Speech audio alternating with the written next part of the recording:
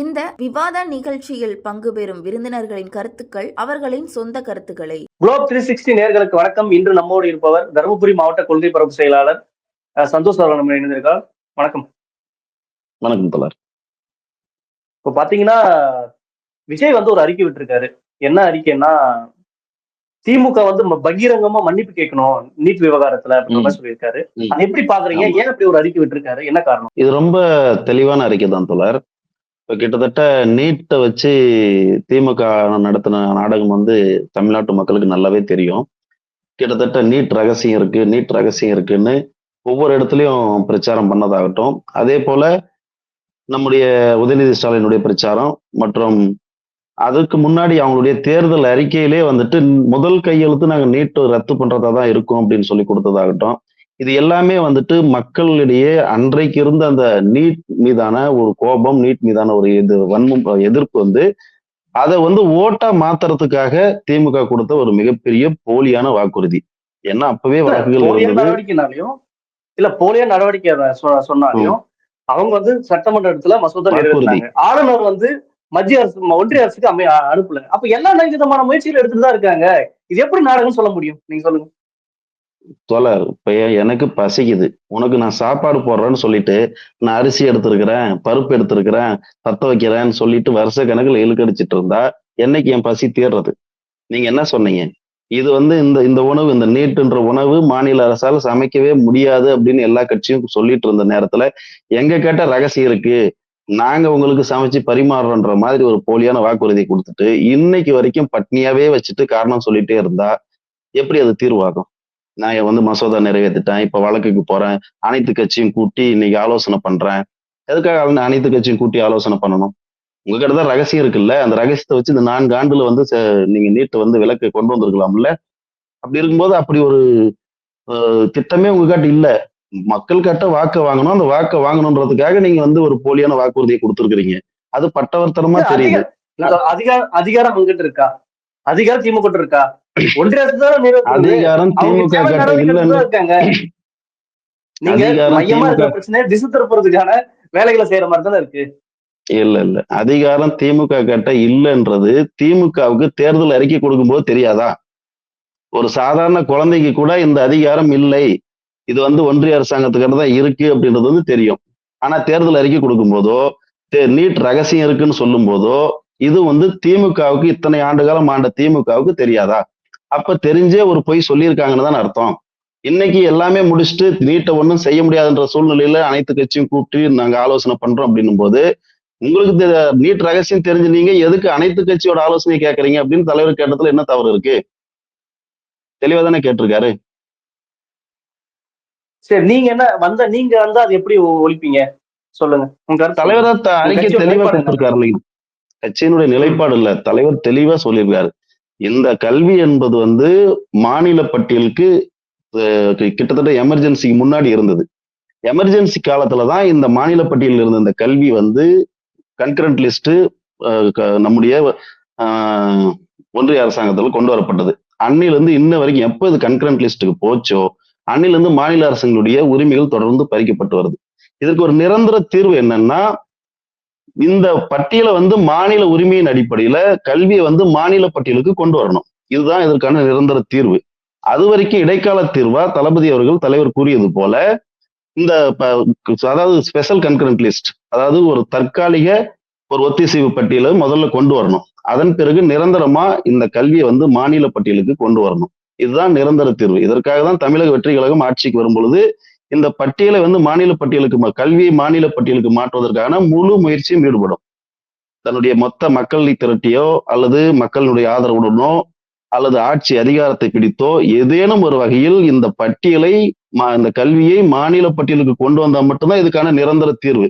அது வரைக்கும் நான் நீட்டை ஒழிக்கிறேன், நீட்டுக்கான விலக்கு கொடுக்குறேன்னு சொல்றது எல்லாமே ஒரு கண் துடைப்பாவும் ஏமாற்று வேலையும் கபட நாடகமாகவும் தான் இருக்க முடியும். இப்ப திமுக செய்யறது நாடகம் தான், பக்கா நாடகம். அதுவும் இந்த காலத்துல தெளிவா பெரியார் மண்ணுல ஏன் எதற்கு என்று கேள்வி கேட்க சொன்ன பெரியார் மண்ணுல பச்சை பெரியாரின் பெயரை முகமுடியை பயன்படுத்தி கொண்டு பச்சை போய் பேசிக் கொண்டிருக்கிறார்கள் திமுக. இப்போ பல அரசியல் விமர்சனம் என்ன சொல்றாங்கன்னா, தன்னை ஒரு பனையூர்ல இருந்து உட்காந்துட்டு ஒரு பண்ணையாரமே நினைச்சு வெறும் நான் இங்க இருக்கேன் என்ன பாருங்க அப்படின்னு கவனிக்கிறதுக்கு ஒரு ட்வீட் போட்டு இருக்காரு. இதெல்லாம் பெருசா பொருட்படுத்திக்காதீங்க அப்படின்ற மாதிரி திமுக சார்ந்த விமர்சனங்களும் நிறைய அரசியல் விமர்சனம் சொல்லிட்டு இருக்காங்களே. பனையூரில் இருந்து நாங்கள் தளபதியின் படைகளா ஒவ்வொரு தெருவுலையும் ஒவ்வொரு மாவட்டத்திலும் தொடர்ச்சியான போராட்டங்கள் ஈடுபட்டு கொண்டிருக்கிறோம். தருமபுரி மாவட்டத்துல டோல்கேட்டுக்கு எதிரான போராட்டமாகட்டும், அல்லது வக்பு சட்டத்துக்கு எதிராக தமிழ்நாடு முழுக்க நடந்த போராட்டமாகட்டும் தொடர்ச்சியாக செயல்பட்டு கொண்டிருக்கிறோம். தலைவர் அவர்களுக்கு படப்பிடிப்பு வேலைகள் நடந்து கொண்டிருக்கிறது. அந்த படப்பிடிப்பு வேலைகள் முடிந்த பிறகு தலைவர் அவர்கள் நிச்சயமாக மக்களை சந்திப்பார். இடையிடையே நேரம் கிடைக்கும் போதெல்லாம் அவர் மக்களை சந்தித்துக் கொண்டுதான் இருக்கிறார். எந்த அரசியல் கட்சி தலைவரும் ஒரு அறிக்கை, இதுவரைக்கும் எத்தனையோ எதிர்கட்சிகள் இருக்கிறாங்க, மற்ற எதிர்கட்சிகள் எல்லாமே செயலிழந்து கிடக்கிற நேரத்துல தளபதி அவர்கள் ஒரு அறிக்கை கொடுத்தாருன்னா அந்த அறிக்கைக்கான வேலைப்பாடுகள் எவ்வளவு மும்முரமாகவும் எவ்வளவு தீவிரமாகவும் நடைபெறுது. தலைவர் பனையூரில் இருந்து கொடுக்கக்கூடிய அறிக்கையாக இருந்தாலும் இது தமிழகம் முழுவதும் எப்படிப்பட்ட அதிர்வலைகளை ஏற்படுத்துகிறது என்பதுதான் முக்கியம். அதைத்தான் தலைவர் செய்து கொண்டிருக்கிறார். வெகு விரைவில் தலைவர் மக்களை சந்திக்கத்தான் போகிறார். அதை நீங்கள் பார்க்கத்தானே போகிறீர்கள். இல்ல எல்லாத்துக்கும் அறிக்கை, எல்லா அறிக்கை மட்டும் வெட்டிட்டு இருக்கீங்க. நேரம் வர்றதே இல்லையே. கேட்டா ஷூட்டிங் இருக்குன்றீங்க, இல்ல மற்ற நடவடிக்கை இருக்குன்றீங்க. இப்ப இது எந்த மாதிரியான அணுகுமுறையா பாக்குறது?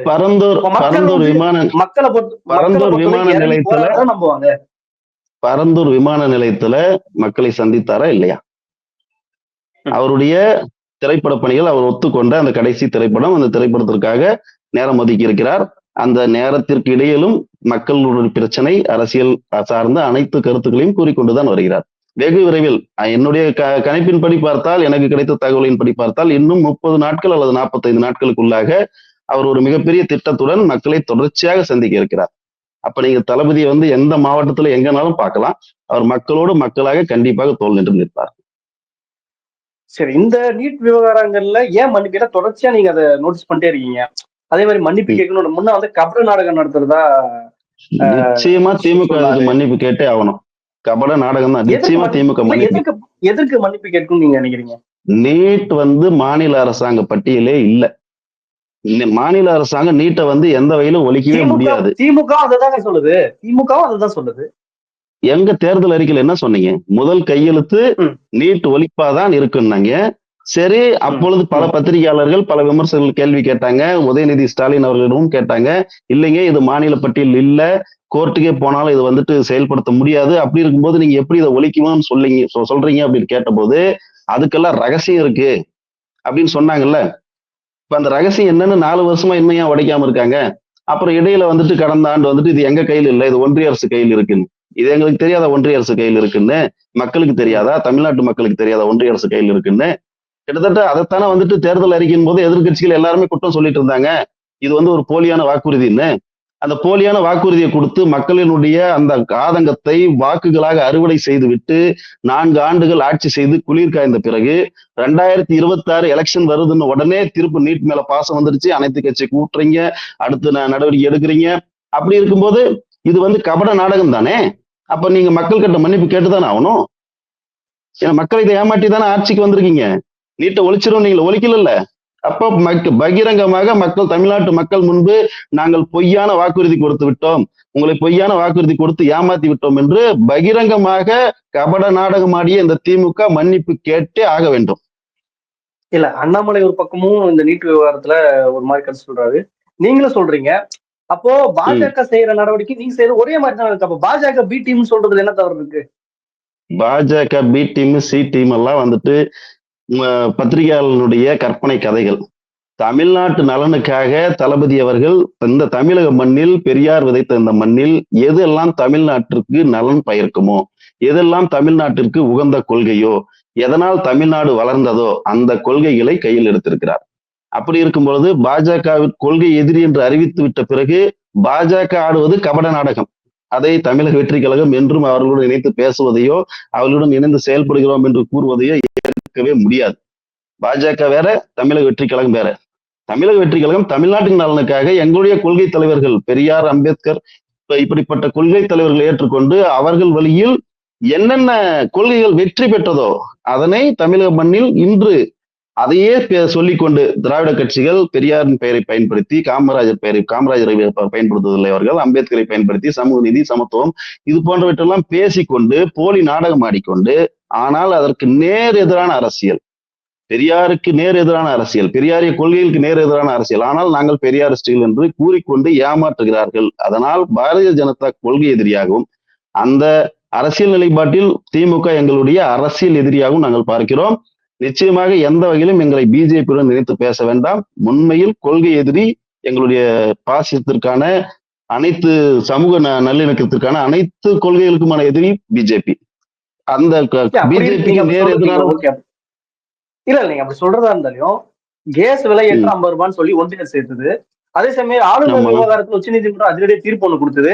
அந்த விஷயத்துக்கு இந்த விஷயத்துக்கு தான் இவர் வந்து ஆளுநர் விவாதத்தை கருத்து சொல்லல. ஆனா கேஸ் விலை ஏற்றத்துக்கு உடனே கருத்து சொல்றாரு. அப்போ இந்த மாதிரியான விஷயத்துக்கு கருத்து சொல்லாம பாஜக சொல்ற மாதிரி ஆளுநர் விவகாரத்துக்கு வரவேற்பு சொல்றீங்க. இப்ப சடனா வந்து பகிரவ மன்னிப்பு கேட்கணும்ன்ற மாதிரி சொல்றீங்க. ஆளுநர் விவகாரத்துக்கு உயர்நீதிமன்ற தீர்ப்புக்கு எங்களுடைய தலைவர்கள் ஆதரவு தெரிவிச்சு எல்லாம் அறிக்கை கொடுத்திருக்காரு, வரவேற்றிருக்கிறார்ல. மாநில உரிமையை வந்துட்டு நிலைநாட்ட உச்ச நீதிமன்றம் கொடுத்த ஒரு மிகப்பெரிய தீர்ப்புன்னு அவர் வந்து வரவேற்று அறிக்கை கொடுத்திருக்காரு. எங்க கொடுக்கலன்றீங்க? இப்ப கேஸ் விலைக்கு வந்து அறிக்கை கொடுத்திருக்குது இல்ல. அதே போல இப்ப மிக முக்கியமாக நீட், ஏன்னா அது தலைவர்களுடைய நெஞ்சில் தைத்த முள்ளது. கிட்டத்தட்ட அனிதா இறந்த பொழுது அவர்கள் இல்லத்தில் சென்று அவர்களை பார்த்துவிட்டு வந்தார். அப்பொழுது இருந்து அரசியல் எப்படி பழி வாங்கிறது, எப்படி வந்துட்டு அரசியல் கபடதாரிகள் மக்களை ஏமாற்றி வருகிறார்கள் என்று அன்றிலிருந்து இன்று வரை ஒரு தீர்வாகத்தான் தலைவர்கள் தன்னுடைய உச்சபட்ச திரைத்துறையினுடைய மிகப்பெரிய ஒரு வாய்ப்பை எல்லாம் விட்டுவிட்டு மக்களுக்காக வருகிறார். அப்படி இருக்கும் பொழுது நீட் என்ற ஒரு மிகப்பெரிய அவர் நெஞ்சில் தைத்த முள் இருக்கு. அவர் காட்டமாக இப்பொழுது அறிக்கை வெளியிட்டு இருக்கிறார். அதில் எந்த தவறும் இல்லை. இது எந்த வகையிலும் வந்து பிஜேபி வந்துட்டு ஒத்திசைத்து போவதில்லை. தமிழ்நாட்டு நலனுக்கு என்ன தேவை? இப்ப நீட் விலக்கு கொடுக்கிறோம் என்று ஏமாற்றியது ஏன்? அதற்கு நீங்கள் பகிரங்கமாக மன்னிப்பு கேட்க வேண்டும். நிச்சயமாக கல்வியை மாநில பட்டியலுக்கு மாற்றாமல் தமிழ்நாடு அரசாங்கம் எதையும் செய்துவிட முடியாது. அப்படி இருக்கும் பொழுது நாங்கள் செய்து விடுகிறோம் என்று பூச்சாண்டி காட்டிவிட்டு இப்பொழுது மீண்டும் அது நாடகம், அதற்கு மேல் இன்னொரு நாடகம் என்பது போல இப்பொழுது அனைத்து கட்சியும் கூட்டி நாங்கள் வந்துட்டு கருத்து கேட்கிறோம் என்ற ஒரு நாடகம். இந்த நாடகத்தை மக்கள் நிச்சயமாக ஏற்க மாட்டார்கள், நிராகரிப்பார்கள். இந்த வகுப்பு வாரி சட்டத்தை எப்படி நீங்க பாக்குறீங்க? திமுக வந்து எதிர்க்கிறது, மற்ற கட்சிகள்லாம் எதிர்க்குது. ஆமா, தமிழக வெற்றி கழகம் வகுப்பாரி சட்டத்தை எதிர்க்குது.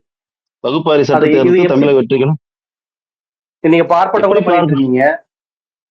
பாஜக தரப்புல இருந்து இது வந்து சரியா, இது வந்து சில இஸ்லாமியர்கள் வந்து வஞ்சிக்கிறது அப்படின்ற மாதிரி எல்லாம் சொல்றாங்க. நீங்க எப்படி பாக்குறீங்க? எந்த இஸ்லாமியர்கள் தான் அதிகமாக வந்துட்டு இதனால் பாதிக்கப்படுகிறார்கள்.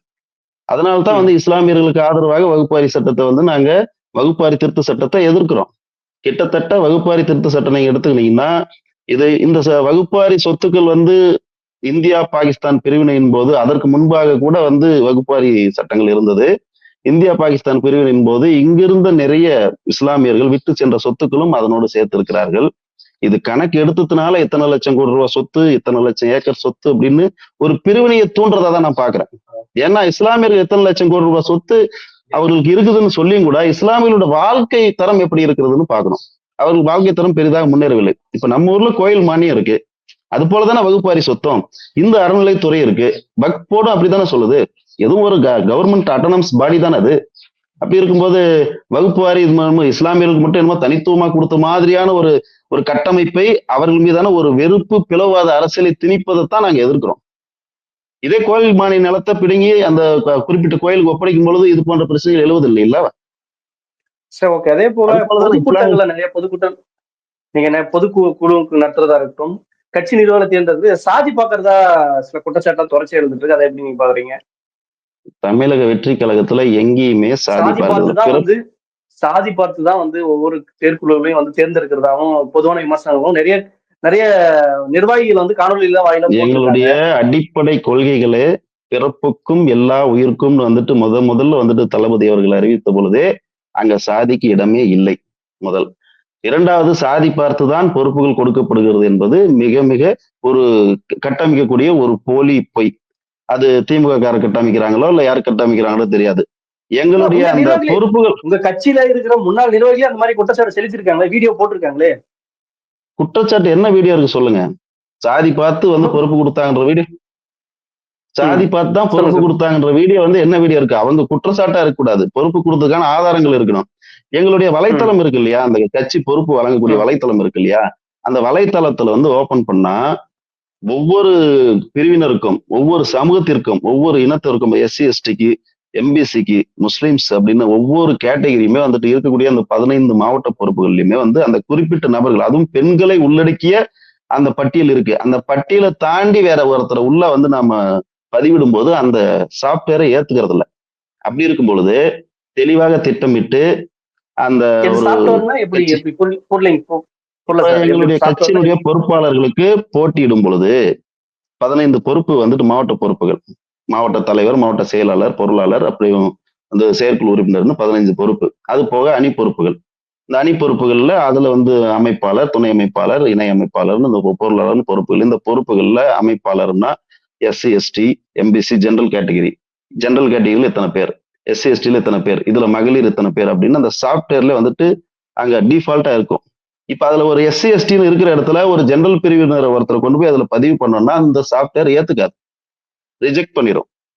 அப்ப தெளிவா வந்துட்டு எல்லா சமூகத்தையும் உள்ளடக்கிதான் வந்து எங்களுடைய கழகம் வந்து பட்டியலை வந்து வெளியிட்டு இருக்கு. அதனால வந்து அங்கொன்றும் இங்கொன்றுமாக வந்து கூறுவதை வைத்துக்கொண்டு பேசக்கூடாது. அது போக இப்ப நாங்கள் எல்லாம் வேறு கட்சியிலிருந்து தமிழக வெற்றி கழகத்துக்கு மாறி வந்தவர்கள். எங்களுக்கு கூட ஏற்கனவே இந்த கட்சியில் இத்தனை ஆண்டு காலம் உழைத்தவர்கள், 30 ஆண்டு காலத்துக்கு மேலாக உழைத்தவர்கள், அவர்களுக்குத்தான் முக்கிய பொறுப்பு கொடுத்திருக்கிறார்கள். காரணம் அவருடைய உழைப்பை மதித்து கொடுத்திருக்கிறார்கள். நாங்கள் அதனுடன் இணைந்து பயணித்துக் கொண்டிருக்கிறோம். இதில் எந்த இடத்திலுமே வந்து சாதி பார்த்தெல்லாம் பொறுப்பு கொடுக்கல. அது மிக கட்டவிழ்த்தோடப்பட்ட ஒரு பச்சை பொய். பல்வேறு உங்க கட்சி சார்ந்த விஷயங்களையும் உங்களோட முன்னெடுப்புகளும் நிறைய விஷயம் சொன்னீங்க. மற்றொரு நேர்காணல் சந்திப்போம். நன்றி, வணக்கம். நன்றி.